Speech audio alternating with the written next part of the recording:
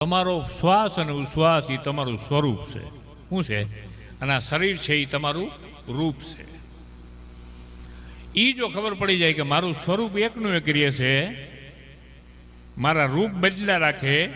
કીડીમાં પણ હતો. કીડીમાં તું નાનો લાગે, હાથીમાં મોટો, તું માવત થઈને માથે બેઠો તો આંકવાવાળામાં તું નો તું ऐसो ખેલ રહીશો મેરે દાતા જ્યાં દેખું ત્યાં.